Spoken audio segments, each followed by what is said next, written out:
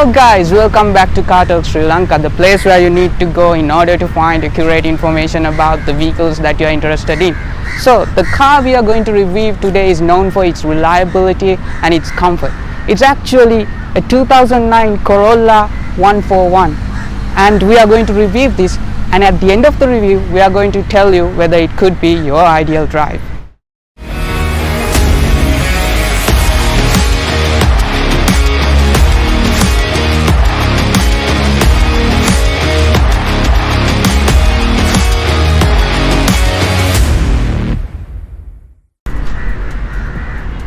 So let's start with the engine as usual. So what we get here is a 1.6 liter 4-cylinder engine which makes about 109 horsepower and 150 Newton meters of torque. And it's a very reliable engine, that's why it's very popular in Sri Lanka. And this car weighs around 1,600 kilos and it drives front wheel. And it has an automatic transmission. So 109 horsepower and it weighs 1,600 kilos, and I'm really wondering how that will perform in our 0 to 60 test, which we will find out now. So now let's see how this car performs in a 0 to 60 test.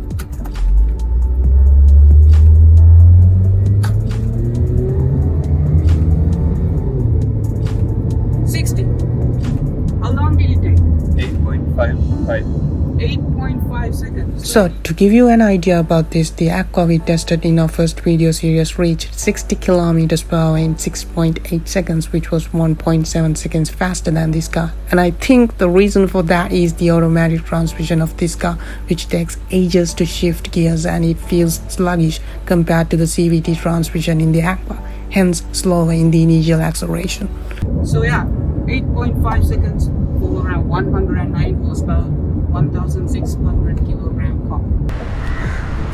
So front looks of the car, I mean, for me it looks beautiful from the front, and I think a lot of people like this look over the look of 121. So in the headlamps we get halogen lights, and if you want to upgrade you can upgrade it to LED, and we also get a fog light here.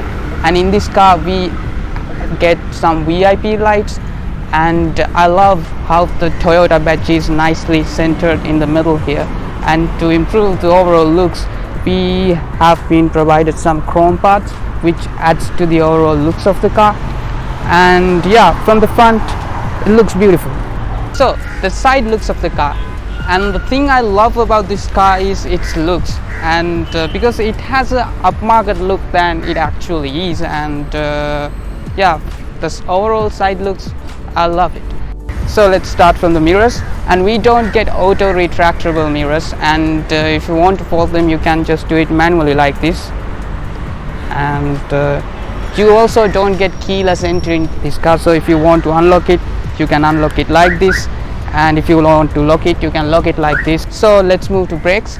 In the front we get disc brakes, and even in the back we get disc brakes too, so all 4 disc brakes, and the brake performance of the car is really good. They have a very good stopping power. So what about the fuel efficiency of this car? Well, it has a fuel tank capacity of 54 liters, and the fuel efficiency is, when you drive it around town you can get somewhere around 8-9 kilometers per liter, and when you go outstation, that means a combination of highway driving and city driving, you can easily get somewhere around 12-13 kilometers per liter, and you can use 92 octane, which is fine for this car. So the back looks of the car, I think this has got to be my favorite angle, because I love how these lights come along. And to improve overall looks of the car we have a chrome part here, and I love how this Toyota badge is placed, especially with this black color. And we have also got some parking sensors here, and yeah, back looks really good. So now let's check the boot capacity. So to open the boot, it's a bit of a mess because you have to go to all the way front, and there's a lever down there, and you have to open it from there and come back again here and open it from here. So it's a bit of a process. So anyway, let's check the boot. So here we get a boot capacity of around 400 liters, and it is decent enough for a sedan like this. And we have some storage area here, and we have also been provided a light here. And you know what's so good about old cars? Because you get a spare tire. In newer cars you don't get any spare tires, do you? Because in new cars what you get is a tire repair kit, and that's basically useless. So inside here we can see the standard spare tire that has been provided, and we also get a jack. Yeah, so the boot capacity is okay for this kind of car. Now let's check how the rear seats look like. And the first thing you notice here is it's really comfortable. The seats are really soft, and we get a good amount of knee room, good amount of headroom, and people over 6 foot will be fine in the back here, and there is no hump in the floor. So if you want to carry 3 people at once, yes, it's okay in the middle seat here. I think I can sit here probably for 3-4 hours. It's not a problem. So if you want to carry 3 people at once, this is a good car for it. So in terms of rear storage, it is really good because we have been provided rear door bins which can store a bottle like this, and we also get some space in the net pockets, and there is an ashtray here, or you can store coins. And we have also been provided an armrest, which is really useful when there are only 2 passengers, because you can place your hand like this and it's really soft. And there are 2 cup holders here as well. So, and as far as entertainment is concerned, we have also been provided 2 speakers in the back here, so and the sound quality is really good. So now let's check how the front seats feel like. And again, I get a good amount of knee room, lots of headroom, and if you want to change the height of the seat, you get manual adjustment, and there's a lever here for your height adjustment. And if you want to slide the seat forward, you can do it like this, and if you want to recline, you can recline it all the way back like this. And so the steering wheel, so even in the steering wheel you get manual adjustment. So if you want to get it closer to you, you can do it like this, and if you want to change the height, you can change it like this, and once you are done, you can lock the lever. It's all good. So now let's check the build quality of the car.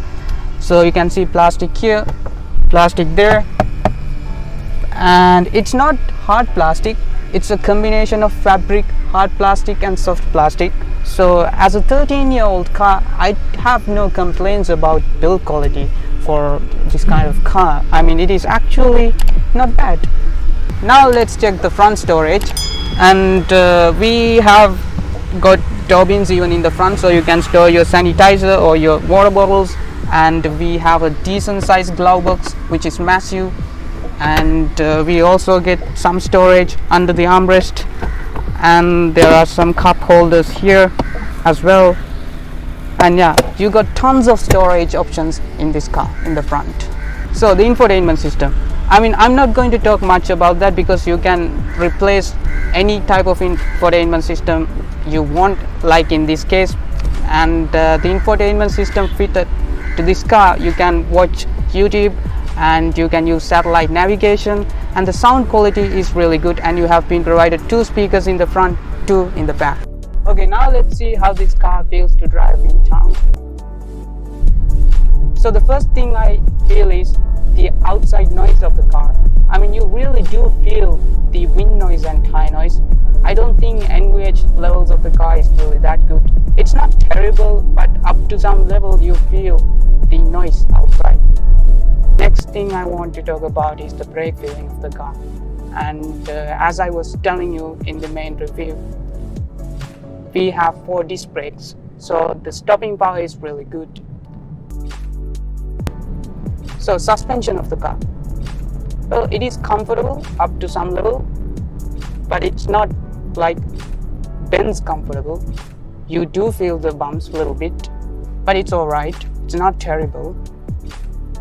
So transmission, it's an automatic, which makes it really easy to drive in town because you don't have to bother changing gears manually. So it's really convenient. in town, and the steering wheel is nice and light. It has a turning radius of 5.2 meters. which I will demonstrate to you in a moment when I make a U-turn. The visibility of the car. Well, you get a very good view from the front and a good view from the back. There's a bit of blind spot from A-pillars, but other than that, visibility is really good. So it seems like this is a proper place for me to test the turning radius of the car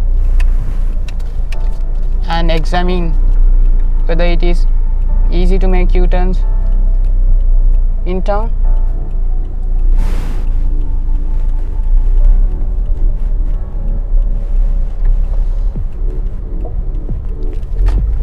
So turning radius of 5.1 meters, it's not bad. So now let's see how this car feels at highway speeds. Now I'm doing 70 and you can feel the tire noise and wind noise, so that has to be expected. And car feels quite stable when you change lanes, so that isn't good.